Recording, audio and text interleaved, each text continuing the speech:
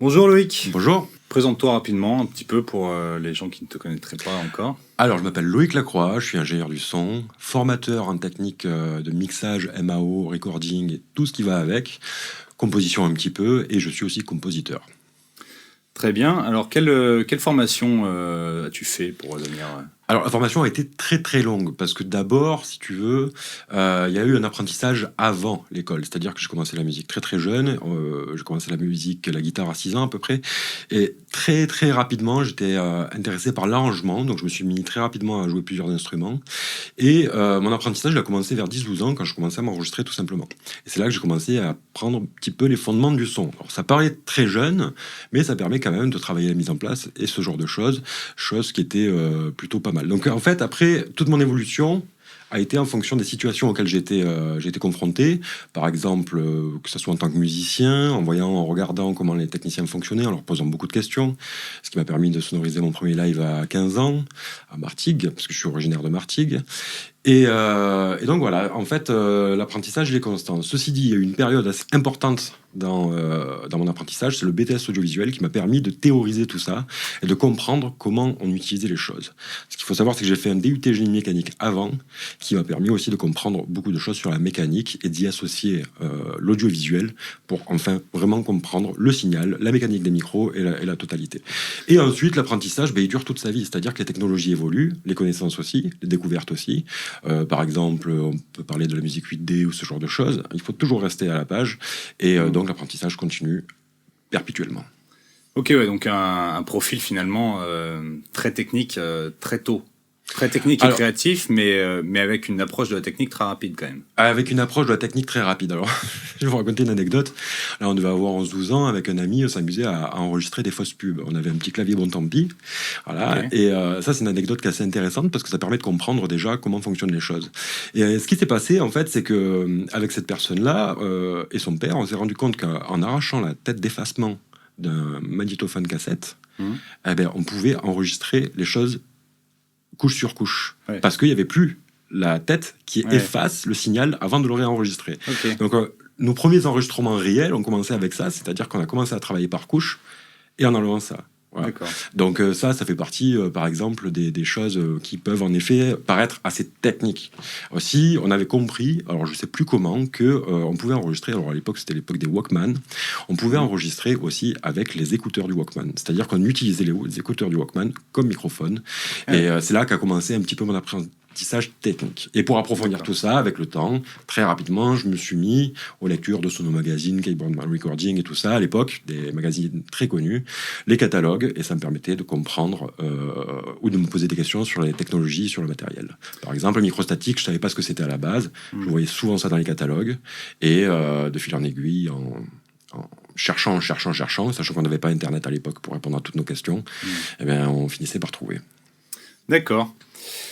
Parle-nous rapidement des différents studios que tu as eus dans ta vie, des différents métiers que tu as pratiqués, enfin, des différentes Facettes, ouais. phases d'ingénieur. Alors, que tu as eues. il y a eu plusieurs facettes en fait dans mon métier en effet.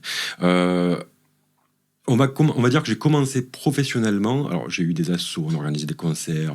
Je sais pas si les gens ont connu les Brit Festival. J'étais fan de métal. On a organisé des festivals métal extraordinaires. C'était vraiment génial. Là, quand même, je commençais à bien mettre les mains dedans, mais je n'étais pas encore professionnalisé. Mais on manipulait quand même du matériel très, très professionnel. Alors, ça a été une des premières facettes de mon métier. C'est-à-dire que je me suis assez mis rapidement en fait à la sonorisation et ça m'a plu et en fait en sortie de BTS audiovisuel après j'ai entamé très rapidement des tournées nationales et pays limitrophes comme ça, donc ça a été une première facette. Ensuite il y a une autre facette que j'ai développée assez rapidement puisque vu que je m'enregistrais depuis toujours, j'ai voulu très rapidement ouvrir mon studio d'enregistrement. J'ai bien compris qu'à l'époque de toute façon il n'y avait pas de place pour les techniciens dans les studios, c'était pas quelque chose qui était encore démocratisé, donc je me suis dit je vais ouvrir le mien. Malheureusement, alors ce studio j'ai ouvert à Berre, c'était une belle structure, j'avais fait un gros crédit pour l'insonoriser, pour mettre tout ça aux normes. Malheureusement, la personne qui m'a loué le local avait fait des faux papiers et mon studio s'est fait détruire au bout de quelques mois. Malheureusement, voilà. Et donc j'ai commencé ma carrière de studio d'enregistrement surendetté parce qu'il fallait que je rembourse le crédit quand même. Enfin. Donc après j'ai créé un autre studio. J'en ai créé 2-3 en fait, mais après j'ai juste bougé par pour des raisons techniques, tout simplement, pour avoir mieux. Par contre, mon plus grand apprentissage, bon, c'est certes en studio, on découvre énormément de choses, on apprend à placer l'oreille avant de placer le micro, ça c'est une notion très importante, mais c'est aussi une chose qu'on retrouve dans tous les autres studios dans lesquels j'ai travaillé. Et en fait, chaque studio nous apprend des choses, mais quand on est technicien du son, on n'est pas censé travailler uniquement dans son studio. On peut être amené à travailler dans d'autres studios. J'ai beaucoup travaillé à Paris, dans d'autres studios, parce que j'étais compositeur et réalisateur d'albums à cette époque-là, donc je prenais tout en main. Et donc, on peut dire que je suis passé peut-être par une vingtaine, trentaine de studios en réalité. Okay. Et parle-nous un peu de ton studio actuel. Alors, actuellement, on va dire, je me suis conformé aux besoins du moment, c'est-à-dire que bon, les batteries, c'est fini. Je me suis déplacé à Marseille pour développer une autre clientèle. Ça a été très très vite d'ailleurs. Et donc j'ai réduit ma config à du matériel pour le tournage de mes tutoriels, qui est du matériel assez conséquent quand même, avec une partie de record externe, enfin toute la captation externe et tout ça, et une partie studio. Alors, ma config actuelle, donc, elle est très simple. J'ai une cabine qu'on voit derrière toi, là-bas. J'ai une cabine qui est assez grande pour faire entrer des instruments, type violon et ce genre de choses. Donc, batterie, on travaille beaucoup avec du virtuel maintenant. Ouais. Et donc, une pièce assez grande pour enregistrer des amplis, des chants forcément, sachant qu'on est dans l'urbain, il y a énormément de chants, donc ma config généralement, globalement elle se limite à quoi, du hardware pour la prise de son, donc un tel audio que j'ai fait modifier maintes fois, qui ressemble plus du tout au son d'origine et qui vraiment pète, enfin moi je le trouve génial, associé donc avec mon micro de référence pour les vocales, le Neumann M147, qui est pour moi un très très bon micro, très polyvalent. Moi j'en ai d'autres aussi évidemment, du Neumann, du Blue, du Rode, j'ai un peu de tout. Et donc, généralement, ce que je vais faire, c'est du monoprise, de la prise mono, ou de la prise dual en stéréo pour des instruments, par exemple des cordes, ce genre de choses, ou pour créer des effets de phase avec des percussions latines, ou des percussions tibétaines. Donc, en fait, c'est une configuration qui est assez simple, mais qui permet quand même de s'amuser à sculpter le son. Pour la carte son, je suis resté chez Steinberg parce que je suis formateur agréé, et donc, je reste sur Steinberg et sur Cubase, qui est pour moi, depuis que je fais de la musique, l'outil le plus puissant qui ait jamais existé.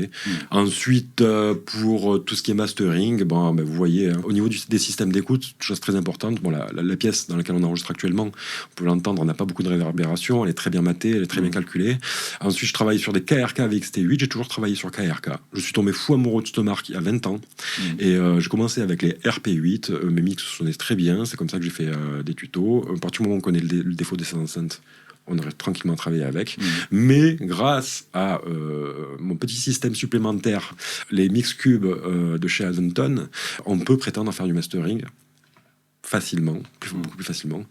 Et la crème, c'est ce que Sonarworks m'a offert pour faire le calibrage du studio. Et alors là, avec ça, on peut prétendre pouvoir commencer à faire vraiment du mastering. Un truc que je fais systématiquement, enfin quasi systématiquement, c'est de faire passer tous mes mix dans un drummer à la fin, que j'ai équipé en lampe JJ, que j'ai découvert il n'y a pas longtemps. C'était très connu apparemment, mais moi j'étais plutôt sur les lampes anglaises et russes. Mais voilà, on a une compression qui est vachement sobre, vachement propre, quasi inaudible. Et donc, voilà. Donc, avec ce petit matériel, cette petite configuration, plus les racks qu'il y a derrière toi que je vais venir de temps en temps utiliser en fonction de ce que je veux, finalement, on est dans un studio avec une configuration matérielle qui permet de faire à peu près tout ce qu'on peut faire dans la musique urbaine aujourd'hui et dans la musique acoustique si besoin. Très bien. Tu nous disais tout à l'heure que tu composes aussi également. Tu as eu une phase de ta vie où tu composais beaucoup. J'ai beaucoup composé, oui. Comment t'es venue cette envie de composer ? Qu'est-ce qui t'a poussé à la composition, à la musique ? C'est d'abord la musique, reproduire de la musique et ensuite composer ? Ou est-ce que tu as une approche de la musique directement par la composition ? Alors, depuis que je suis tout petit, j'ai un esprit très analytique et j'ai toujours cherché à repérer les instruments et à reconnaître comment ils sont placés, comment ils sont utilisés en fonction des registres musicaux. Très rapidement, mon frère, sur l'Amiga, il avait téléchargé un logiciel qui ressemble à Fruity Loops et je faisais mes premières prods comme ça. Donc, ça a commencé avec les musiques électroniques de l'époque. Ça a commencé ensuite avec la variété française quand j'ai grandi. Mais j'ai quand même commencé la guitare à 6 ans. J'ai très vite arrêté avant mes 8 ans, même si j'étais encore artiste et tout ça se passait très bien. Tout simplement parce que je n'aimais pas reproduire. Tous mes projets n'ont été quasiment que des projets de composition, D'accord. systématiquement. Donc cette phase de composition, à un moment donné, après cette faillite de studio, là, je me suis dit, bon, voilà, j'ai tout perdu, quitte à tout perdre. Maintenant, je vais faire vraiment ce que je voulais faire depuis tout petit, de la composition. Et je me suis lancé, ça a très vite accroché. J'ai très vite eu des clients, d'abord régionalement, et puis ensuite nationalement. Même des clients étrangers. Et j'ai fait ça pendant 10 ans. Mais ça m'a usé, parce que déjà, la mentalité parisienne, elle colle pas trop avec moi. Et donc, j'ai beaucoup composé pendant une période, un petit peu pour différentes choses, mais aussi beaucoup pour la musique d'illustration. En fait, tout ce qui reste aujourd'hui de moi en composition, c'est ce qu'on peut voir en distribution digitale. Des musiques qui sont encore utilisées, notamment à la télévision et ce genre de choses, et aussi dans des films, beaucoup sur Netflix. Oui, donc tu as beaucoup composé, maintenant tu as un peu levé le pied, tu continues quand même de composer? Si oui, quelles sont tes méthodes de composition? Pour qui tu composes encore? Ça, c'est une question très intéressante. Alors, je compose plus vraiment en ce moment, j'ai pas le temps. J'aimerais beaucoup m'y remettre. Mais je vais y arriver. Mais j'ai une méthode de travail maintenant qui est beaucoup plus simpliste et plus puriste, en fait. Ouais. Avant, j'étais un peu dans le cliché quand même. Maintenant, je suis plus dans la recherche d'originalité et surtout du minimum de choses pour avoir la musique la plus pure et la plus intense. Que ça soit la musique qui prime et pas la production. En revenir aux choses simples. Et d'ailleurs, la musique urbaine, elle apprend beaucoup à ce sujet parce qu'on se rend compte, par exemple, dans la trap, la drill, l'afrobeat et tout ça, c'est que finalement, il n'y a pas grand-chose. Hein. Oui. D'ailleurs, il y a une connotation métal parfois au niveau des rythmiques qui est assez intéressante. Okay. Donc là, on a parlé de ton volet ingénieur, de ta partie composition, mais il y a un autre chapitre dans ta vie qui est ton côté formateur. Oui, alors ça, c'est un truc qui m'a toujours passionné. C'est pareil, les cours, ça m'intéressait depuis tout jeune. Mon premier travail, la première fois que j'étais rémunéré pour quelque chose, c'était pour donner des cours de guitare à un violoniste. Alors, sachant que moi, j'étais complètement, du coup, autodidacte, je savais à peine lire des partitions. Et ça a été un petit défi, mais alors il a pris la guitare en quelques semaines, quoi. Ouais. Et je me suis senti vachement à l'aise, parce que j'avais déjà ce pouvoir de vulgarisation pour amener vers un dialogue professionnel. C'est un peu comme ça que j'aborde mes cours. Je vulgarise, je vois les choses simplement, je synthétise, et puis ensuite on développe. Il faut que la chose soit musicale d'abord, et ensuite qu'on l'approfondisse techniquement. C'est comme ça que j'ai découvert la formation, l'enseignement d'une certaine manière. Et je me suis régalé. Et j'ai toujours adoré partager mes techniques ou en recevoir des autres. Et d'ailleurs, les gens, à l'époque, étaient très avares sur la technique. Donc les gens qui en parlaient, c'était rare. Et ça intéressait beaucoup de gens. Ensuite, j'ai monté un blog au moment de la faillite de studio qui a été détruit. Et ce blog, très rapidement, il n'y avait pas YouTube à l'époque, ça commençait à peine, c'était en 2006. Ouais. Il n'y avait pas de plateforme de diffusion, on avait Dailymotion à l'époque, mais ça ne marchait pas de la mort. Et donc je me suis fait un blog, j'ai appris à programmer. Avec ce blog, j'ai commencé à réunir des gens. Et ça s'est transformé en My Virtual Production School petit à petit. Ouais. J'ai fait pas mal d'abonnés sur YouTube quand je m'y suis mis. Là, je dois être à 35 000 abonnés. J'ai découvert la formation comme ça. Ensuite, c'est un truc que j'ai fait profiter en réel. J'ai organisé des tournées nationales de formation chez les gens dans leur studio d'enregistrement. Et au niveau de la formation, j'ai vraiment une approche qui est assez dans la synthèse, en fait, qui est vraiment dans la synthèse et dans le développement, ensuite, des points par point. Et la chose aussi que j'utilise beaucoup, c'est la méthode Coué pour faire en sorte que les gens, quand ils sortent du cours, ils ont retenu la chose sans s'en rendre compte. C'est vachement important, ça. C'est un peu la base de mon apprentissage. Et d'ailleurs, les gens le reconnaissent. Et bon, pour ceux qui voudront se renseigner sur mes méthodes pédagogiques, vous allez voir les avis sur le site. C'est un petit peu ce qu'il en ressort.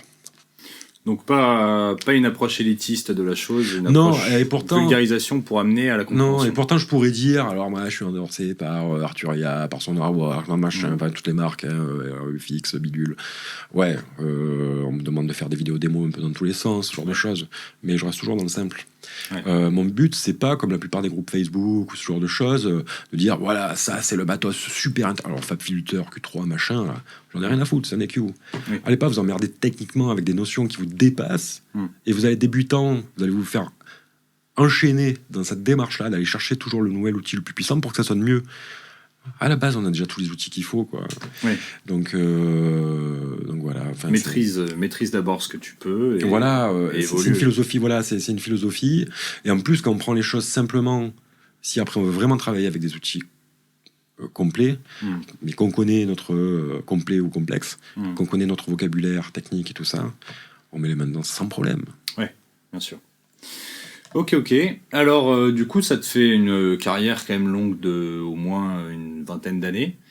Quelles sont les principales évolutions que tu as pu noter depuis ton début de carrière jusqu'à maintenant, où on est tombé dans une démocratisation énorme, beaucoup de numérique, de vulgarisation, etc. Alors, tu parles de mon évolution ou de l'évolution De l'évolution de du marché, l'environnement on en va dire. général, du matériel. Du marché, quoi, enfin du marché audiovisuel. Des ingénieurs, etc. Une globalité de l'évolution du milieu, en fait, depuis ton début de carrière. Alors, il n'y a pas beaucoup d'écoles que je respecte encore aujourd'hui, honnêtement. La plupart des stagiaires que je reçois ne savent absolument rien. C'est affligeant. Il n'y a qu'une école privée dont je fais le constat que, voilà, on a des techniciens qui sortent de là et qui savent de quoi ils parlent, sans forcément encore trop savoir manipuler, parce que ça demande du temps quand même, tout ça, de manipuler du matériel, le maîtriser. Mais les seuls, c'est ceux qui sortent de l'ESRAV, la filière ISTS, c'est une école que je respecte parce que j'ai travaillé, même en Belgique, dans des studios de doublage, sur des tournées, avec des régisseurs généraux et tout ça. Les mecs les plus pointus et qui savaient de quoi ils parlaient, c'était des mecs qui sortaient de cette école, avec la pratique et l'expérience professionnelle qui devenaient vraiment très très bons. Voilà. Ce sont des gens qui sont construits un petit peu comme moi je me suis construit, c'est-à-dire que j'ai besoin de savoir d'où vient le signal et comment il termine. C'est-à-dire que maîtriser les raisons de pourquoi le 5 Hz EDF et pourquoi le 25 images par seconde et pourquoi la quantification et pourquoi l'échantillonnage et tout ça et comment ça termine dans nos oreilles, tout ça, après tout ce qu'on va pouvoir faire comme transformation sur le signal. Il y a que ce genre d'école, ou Louis Lumière évidemment, mais alors là c'est le niveau encore au-dessus. Louis Lumière... Voilà, ça va être les deux écoles principalement que je connais qui permettent de sortir des techniciens qui valent le coup. Le BTS audiovisuel, il y a beaucoup de privés maintenant. Dans le public, je pense que c'est assez efficace, mais c'est souvent associé à de broadcast, radio et ce genre de choses. On n'est pas trop univers enregistrement. En fait, dès qu'on parle de studio d'enregistrement, on tombe souvent dans des formations professionnelles. Et alors là, c'est l'hécatombe. C'est vraiment l'hécatombe. J'ai reçu des élèves de l'IMFP, de l'AIS, de machin, de n'importe où. Ils ne savent rien. Ils savent même pas câbler un micro. Ils savent pas faire la différence entre in et out. C'est affligeant. Et dans les technologies numériques et l'apprentissage numérique, c'est encore pire. C'est vraiment encore pire, c'est affligeant parce que on a des gars qui font de la MO depuis 3 mois, qui vont avoir entre 20 et 25 ans pour la plupart, mais même plus jeunes. On a eu Isos par exemple, 18 ans, je sais pas si tu l'as connu. Alors c'est des gens qui ont appris des choses. Généralement, musicalement, ils sont doués. Mais par contre, d'un point de vue vocabulaire et technique, ils sont complètement à l'ouest. Ils permettent de donner des conseils à des gens alors qu'ils connaissent rien du truc. Et globalement, ils vont donner des faux conseils avec du vocabulaire mal utilisé, qui va créer des faux techniciens du son, qui vont savoir croire de quoi ils parlent, mais en fait, ils ne maîtrisent absolument rien. Il n'y a pas longtemps, je suis tombé sur la vidéo de quelqu'un qui, par exemple... je suis abonné à lui parce que au départ, j'ai trouvé intéressant. Et il a sorti une vidéo sur l'autotune. Et je me suis dit non. Pas possible. On peut pas vulgariser l'autotune en faisant passer le vocodeur pour de l'autotune ou la talkbox, ce genre de choses. Ce sont pas les mêmes instruments, c'est pas les mêmes effets. Ensuite, il a sorti une vidéo sur les micros qui conseillent et les micros qui conseillent pas. Allez. Donc, lui, il doit avoir 22-23 balais, grand max. Comment tu connais tous ces micros à 22-23 balais? Comment tu connais est-ce que tu les as utilisés assez longtemps pour savoir comment ils fonctionnent? Non. Alors, qu'est-ce que tu donnes des conseils? Tu les connais pas, ces micros. Bon, on m'a appris un truc, il n'y a pas de bons ou de mauvais micros. Il y a que des micros qui sont destinés à un usage. En fonction de ce que tu veux entendre, tout simplement. Et ça, c'est une notion qui rentre plus en compte. On veut toujours le meilleur rapport qualité-prix, tout ça. Il y a plein de fabricants qui sortent plein de matériel parce qu'ils sentent qu'il y a possibilité d'accrocher, grâce aux réseaux sociaux, un nouveau public et tout ça. Au niveau fabricant de plugins, c'est pareil. On est dans la vulgarisation du plugin, la vulgarisation de l'utilisation et dans l'incompétence totale niveau technique. C'est-à-dire que ce sont des gens qui, en fait, ne maîtrisent absolument rien, qui sont complètement en dehors des codes. Et il y a des choses, quand même, à savoir, pour être technicien du son, il faut pas croire qu'on devienne technicien du son du jour au lendemain. Il y a une règle qui dit, qu'on m'apprenait quand j'étais petit, il faut 10 ans par domaine pour maîtriser. J'ai fait 10 ans de son live, j'ai fait 10 ans de compo, et en parallèle, 20 ans de son, quoi. Ça forme. Le live, ça forme énormément. On n'a pas le choix, on a un problème. T'as 32 lignes de micro. Il y en a une qui bug. Tu as l'intérêt de savoir comment trouver la solution rapidement pendant le live. Voilà, et ça, c'est des choses que tu peux pas avec ces apprentissages-là, parce que tu sais même pas. En fait, tu crois connaître ton matériel, mais c'est trop vulgarisé, tu le connais absolument pas. Oui, il y a un côté trop trop studio moderne et les gens ne savent plus comment fonctionne véritablement le son, quoi. Voilà. Et il y a même des gens qui prétendent être vraiment la crème. Alors, il y en a un Canadien dont je ne citerai pas le nom. Il me fait halluciner des fois le débit, le nombre de conneries qui peut sortir. Mais c'est incroyable. Le mec, à un moment donné, je regarde une vidéo, je tombe sur une vidéo, je regarde toujours ce que font les concurrents. Hein. De toute façon, ça fait partie du business aussi. Et par exemple, lui, il disait alors, plutôt que d'enregistrer avec un niveau trop bas et tout ça, on fait en sorte de respecter le gain staging, c'est-à-dire on enregistre un maximum moins 18 dB. Règle ridicule, puisqu'en fait, cette règle, elle permettait tout simplement d'aligner les machines analogiques avec les machines numériques à mon époque, parce qu'on travaillait encore entre deux. Enfin, le numérique arrivait sur le marché quand j'ai fait mes formations. Et la règle, elle sert juste à ça, en fait, en réalité. Le 0 dB vu, c'est ça, la crête. Après, tu as la zone rouge, on va dire orange et rouge, hein, qui va te permettre, au cas où, d'avoir une petite headroom, quoi. Et le mec, alors, il dit, c'est simple, tu dis à la chanteuse de tourner la tête quand elle enregistre, en même temps qu'elle enregistre, quand elle pousse. Mais qui a entendu ça? À partir du moment où tu tournes la tête, tu des timbres. Si je parle dans le micro comme ça, on va entendre mon timbre. Si je parle dans le micro comme ça, on va plus entendre mon timbre. C'est ridicule. C'est comme si tu enterrais la voix d'un coup. À la rigueur que tu t'éloignes un peu, que tu respectes la directivité de ton micro. Oui. Ok. Mais quand même, pour moi, plutôt que de raconter des conneries pareilles, tu dis, bon ben voilà, un compresseur à la prise, ça sert à ça. Oui. Dès qu'il y a des excès de dynamique, c'est rattrapé et tu prends pas de risque. Ou alors tu prends 2 micros, ça c'est ce qu'on faisait à mon époque, tu prends 2 micros, un dynamique, un stat, et dès que ça pousse, c'est le dynamique qui encaisse.